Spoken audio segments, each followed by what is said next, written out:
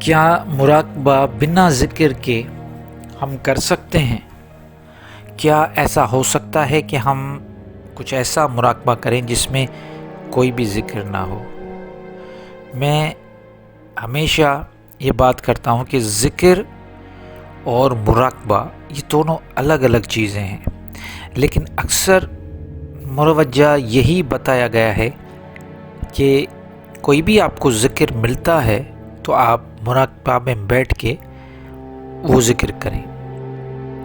مراقبہ کی لفظی مطلب کیا ہے، قرآن میں مراقبے کا ذکر ہے یا نہیں ہے، اس پہ ہم ابھی بات کریں گے۔ السلام علیکم، القرآن مرشدن میں ایک مرتبہ پھر آپ کو ویلکم کرتا ہوں، آپ کے اپنے ہی چینل میں، جہاں پہ آپ کو وہ علم اور تعلیمات ملتی ہیں جو شاید کہ کہیں اور پہ نہیں ملتی۔ یہ میرا دعویٰ نہیں ہے، لیکن یہ ایک حقیقت ہے کہ مجھے اللہ تعالیٰ نے یہی کام سونپا ہوا ہے کہ چیزوں کو واضح کروں ان کی اصل روح کے ساتھ۔ ویلکم ان لوگوں کو جو پہلی مرتبہ آئیں اور ان کو بھی جو مجھے سنتے آ رہے ہیں۔ ویڈیو کو پورا دیکھیے، انشاءاللہ کچھ نہ کچھ حاصل ضرور ہوگا۔ آج کا ٹاپک جیسے میں نے بتایا کہ مراقبہ اور ذکر، کیا مراقبے میں بیٹھ کے ذکر ہوتا ہے یا الگ سے بھی مراقبہ کیا جاتا ہے؟ یہ مراقبہ، میڈیٹیشن، یہ دھیان، یہ صوفیہ اکرام یا اسپریچولیٹی والے جو لوگ ہوتے ہیں، جن یہ سمجھے کہ اس کا مذہب کے ساتھ کوئی تعلق نہیں، یہ ایک اسپریچول پریکٹس ہے۔ دنیا میں کوئی کہیں پہ بھی بیٹھا ہوا ہو، کسی بھی مذہب کے ساتھ اس کا تعلق ہو یا نہیں ہو، وہ اسپریچول اگر پریکٹس کرتا ہے تو وہ مراقبہ ضرور کرتا ہوگا۔ اسلام یا ابراہمک ریلیجنز جو بھی ہیں، ہندوازم، سناتن دھرم، بدھزم، یہ سارے دھیان کی بات کرتے ہیں، اور یہاں تک کہ جو 19ویں 20ویں صدی کے جو اسپریچول لیڈرز ہیں، انہوں نے بھی دھیان، مراقبے کی بات کی ہے۔ میں آج بھی ایک تو یہ بتانا چاہتا ہوں کہ مراقبہ لفظ قرآن میں موجود ہے، یہ عربی کا لفظ ہے، راقب، رے کاف با، اس کا مادہ ہے، اس کا مطلب ہے کسی چیز پہ دھیان کرنا، فوکس کرنا۔ تو ہم جب بھی دھیان کرتے ہیں، فوکس کرتے ہیں، تو وہ ایکچولی مراقبہ ہی ہوتا ہے۔ لیکن ہمیں جو صوفیہ اکرام نے اصل مراقبہ، جو اسپریچول لیڈر ہیں، انہوں نے بتایا ہے کہ یہ ضروری نہیں کہ آپ جب مراقبہ میں بیٹھتے ہیں کہ تو کوئی نہ کوئی ذکر کریں۔ میں آپ سب لوگوں کو جو بھی مجھے سن رہے ہیں ان سے یہ کہنا چاہتا ہوں کہ اپنی جو بھی آپ کی زندگی میں جو بھی کام کاج آپ کرتے رہیں، لیکن اگر اسپریچولیٹی کی طرف آنا چاہتے ہو تو ایک مراقبہ خاموشی کا کر کے دیکھیں، جس میں کوئی ذکر اذکار نہ پڑھیں۔ یہ مراقبہ کا آداب ایسا ہونا چاہیے کہ آپ دن میں کچھ ٹائم نکالیں، بیٹھیں، اور کوئی ذکر، کوئی اذکار، کوئی سوچ کچھ بھی نہ لائیں، بس اپنے آپ کو اندر جھانکیں، اپنے اندر، اور دیکھیں کیا ہو رہا ہے۔ پہلے تو جب آپ بیٹھیں گے تو آپ کو ایک بیوقوفی سی لگے گی کہ یہ میں کیا کر رہا ہوں، کیونکہ ایک خیال آئے گا، پھر وہ جائے گا، پھر دوسرا آئے گا، پھر تیسرا آئے گا، یہ خیالات چلتے رہیں گے۔ لیکن یہی اصل پریکٹس ہے، آپ بیٹھیں گے، آپ کے خیالات آئیں گے، پھر خیالات جائیں گے، یہ ایک سلسلہ چلتا رہے گا، اور کچھ ٹائم کے بعد ایک وقت ایسا آئے گا کہ یہ خیالات آنا رک جائیں گے، وہ خیالات رک جائیں گے، اور وہ جو خیالات کا رکنا ہوتا ہے وہی اصل میڈیٹیشن ہے، جو خالی پن ہے.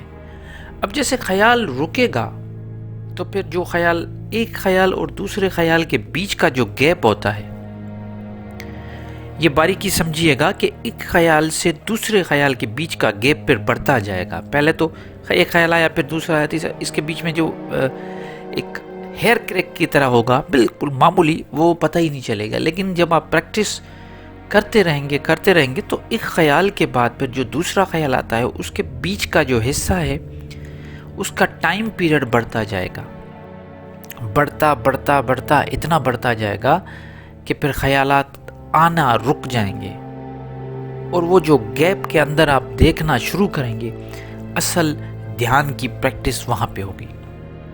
اور جب بنا کسی، کیونکہ آپ جب ذکر کریں گے تو پھر آپ ڈیول کام کر رہے ہیں نا، ذکر بھی کر رہے ہیں، دھیان بھی کر رہے ہیں، تو یہ ایک الگ معاملہ ہے.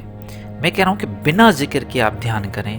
آپ بنا ذکر کے جب بیٹھیں گے تو وہ جو اسٹیج ہے یا وہ جو آپ کی اڑان بنے گی وہ کچھ اور ہی بنے گی.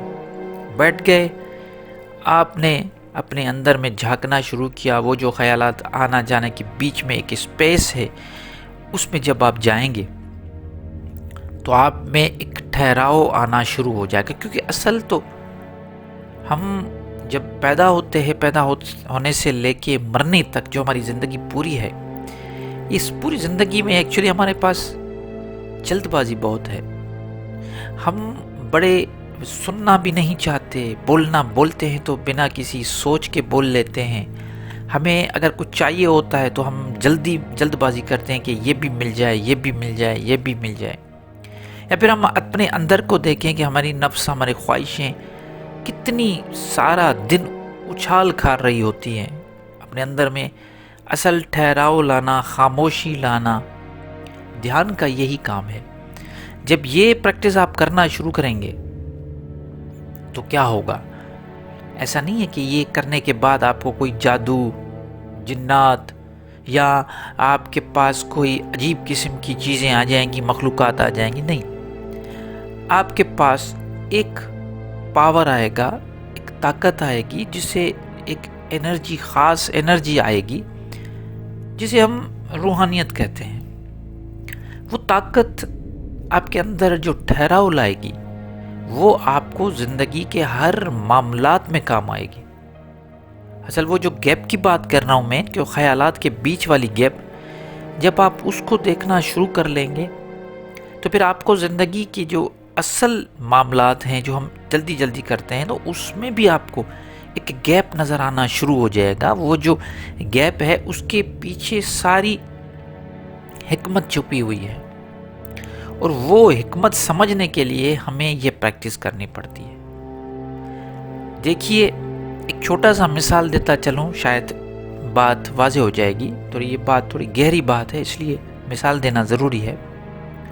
آپ میں سے سب کو پتا ہوگا کہ ایک جو گانا گانے والا ہوتا ہے وہ روز صبح اٹھ کے ریاض کرتا ہے. وہ ریاض اس لیے کرتا ہے تاکہ جب وہ گانے گائیں تو اس کے سر ٹھیک لگے. جب سر ٹھیک لگیں گے تو اس کا مطلب یہ نہیں ہوگا کہ وہ ریاض چھوڑ دے گا. ہم نے بہت سارے انٹرویو میں نے سنے ہیں، لتا منگیشکر جی یا کشور کمار، محمد رفیع، یہ بڑے بڑے سنگر، مہدی حسن، استاد غلام علی، یہ سارے، ان سب نے یہ ڈیلی پریکٹس کرتے ہیں. اور یہ اس لیے پریکٹس کرتے ہیں 1 گھنٹہ، 15 منٹ، 20 منٹ، تاکہ جب یہ گانا گائیں تو پرفیکشن ہو. یا پھر کوئی کنسرٹ ہوتا ہے، آپ کسی سے بھی پوچھ لیں، کسی بھی آپ کا کوئی ایسا دوست ہو جو گاتا ہو، تو جو یہ فنکشن ہوتے ہیں اس میں اس سے 10-15 منٹ پہلے یہ ریاض کر لیتے ہیں لوگ جلدی میں. تو ریاض کرنا چھوٹا سا عمل ہے جس کا ریفلیکشن آپ کے پورے گانے میں آتا ہے. بالکل اسی طرح دھیان ایک چھوٹا سا عمل ہے جو آپ ڈیلی بیس پہ کریں گے اور اس کا پورا ریفلیکشن آپ کی لائف میں آئے گا. امید کرتا ہوں بات واضح ہو گئی ہوگی. بڑا امپورٹنٹ ٹاپک ہے، دل کرتا ہے اس پہ بات کروں. انشاءاللہ میں اس پہ اور بھی بات کرنا چاہوں گا، لیکن یہ ویڈیو لمبی ہو جائے گی. انشاءاللہ پھر دوسرے کسی ویڈیو میں ہم اس پہ اور بھی ڈیٹیل میں بات کریں گے. تب تک کے لیے مجھے اجازت لیجیے. آپ اپنی کمنٹس مجھے ضرور لکھیے گا، آپ کو بات سمجھ میں آئی، آپ کچھ کہنا چاہتے ہیں اس پہ، آپ اپنے کمنٹس کیا، اپنی آپ رائے کیا رکھنا چاہتے ہیں، کیونکہ آپ کی رائے میرے لیے، آپ کا موقف ضروری ہے کہ آپ بالکل رکھ سکتے ہیں، آپ کو حق ہے۔ تو مجھے اجازت دیجیے، اپنا بہت خیال رکھیے گا، اللہ نگہبان۔